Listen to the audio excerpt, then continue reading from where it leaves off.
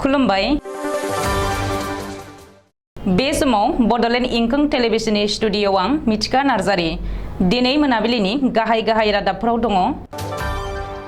बाक्सानि सिमायारि ओनसोल बजालि जिल्लानि तुमार फोथार पुलिस थानाखौ भबानिपुर समस्तिनि एमएलए भनितर तालुकदारा बेखेवबाय।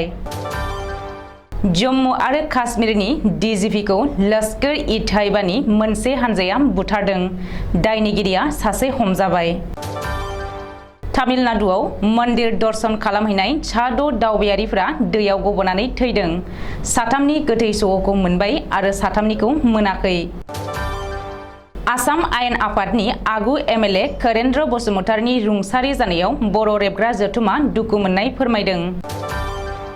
गुबुन गुबुन बोसोरफोराव फालिबोनाय बायदि देग्लाय बोसोरावबो बिजनी आमगुरियाव थानाय दुर्गा मन्दिराव दुर्गा फुजा फोरबोखौ गाजा गोमजायै फालिनायखौ नुनो मोन्दों।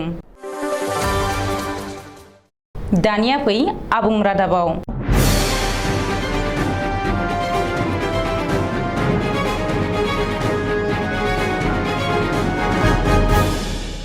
2014 मायथाइयावनो टेम्परारि हिसाबै गायसनदोंमोन। दायो तुमार फोथार गाव पन्चायतआव गोदानै पुलिस थानानि थाखाय न' गायसननानै दिनै हाबाफारि बायदियै गोजा फिथा हास'नानै बेखेवनानै होयो पुलिस थानाखौ। तुमार फोथार पुलिस थाना बेखेवजानाय हाबाफारियाव नुजाथिफैदों सोनाब आसामनि inspector general of police Dilip Kumar दे आरो बजालि जिल्लानि एसपी धर्मेन्द्र दास आरो सालबारि महकुमानि एसडीपीओ चौमिरन बैसोजों लोगोसे जायगानि रायजोफोराबो बाहागो लायो।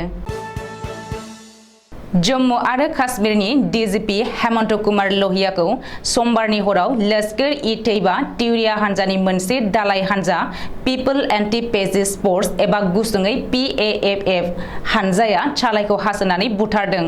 लोहियाखौ बुथारखांनायनि उनाव बे खौरांखौ PAFF हानजाया गावसोरनो खौरां हरनानै सिमान जादों। पुलिसनि सुलुङाव फोरमायनाय बायदिब्ला डीजीपीआ 57 बोसोर बैसोनि हेमंत कुमार लोहियाया जम्मुआव गावनि आंगो न'आवनो दंमोन। गावखौ जोथोन लाग्रा जासिस आहमेदखौ आथिखालाव पुलिसा हमबाय आरो इन्टारोगेसन खालामगासिनो दङ होननानै मिथिहोदों।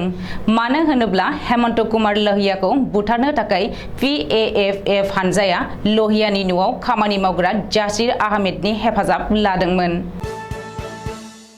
तामिलनाडुनि तान्जपुर जिल्लायाव पुन्डीनि गंसे मन्दिराव दर्शन खालामहैनाय सा6 दावबायारिफोरा कलिदार दैमायाव दुगैहैनाय समाव दैयाव गोदोनानै गबलाङो आरो सा6आ गोमायो। गोमानाय साथामनि गोथै सह'खौ SDRFआ बोखांनो हाबाय, नाथाय साथामनि गोथै सह'खौ दासिमबो नागिरनानै मोनाखै। सुलुङाव फोरमायनाय बायदिब्ला दावबायारिफोरा गासै सा40मोन। बिसोरनि गेजेराव सा6आ थैनो गोनां जादों। साथामनि गोथै सह'खौ मोननायनि मुङा फारियै डी डेभिड 30 बोसोर, टी इसाक 19 बोसोर आरो प्रवीण राज 19 बोसोर। बर' फरायसा आफादनि आगु आफादगिरि, आसाम आयेन आफादनि आगु एमएलए, मासबाद समस्ति आरो पानेरी समस्तियाव खननै एमएलए जाबोनाय करेन्द्र बसुमतारीनि रुंसारि जानायाव बर' रेबग्रा जथुमा जोबोद दुखु मोननाय फोरमायदों। बिथांखौ समबारखालि रुंसारि जानाय रादाबखौ मोननानै बर' रेबग्रा जथुमा जोबोद गोथौ दुखु मोननाय फोरमायहरदों। सासे सोलोंथाइगिरि, बर' राव थुनलाइ सुजुग्रा, नायजाब सुजुग्रा, फावगिरि आरो बर' हारिखौ गोख्रों अनसायग्रा दैदेनगिरिमोन करेन्द्र बसुमतारीया। बिथां गेदेमायानो बर' फरायसा आफादनि आगु आफादगिरि, बर' हारिखौ उदां खालामनो थार लामा दिन्थिग्रा दावहारु उपेन्द्रनाथ ब्रह्मखौ बड'फा बिमुं होनो थांखि दैखांदोंमोन। बिथांनि थांखि दैखांनायखौ बर' हारिया गनायनानै गेदेमा उपेन्द्रनाथ ब्रह्मखौ बड'फा बिमुं होनानै करेन्द्र बसुमतारीया थारैनो सासे थार गोसोनि हारि सिबिसुलामोन। बर' हारिनि आलादा बडलेण्ड रायजो दाबिनायाव गावखौनो बावसोमबोदोंमोन। बिथांनि अबथिरा रुंसारि जानाया बर' हारिनि थाखाय सुफुंख' हायै खहा जाबाय।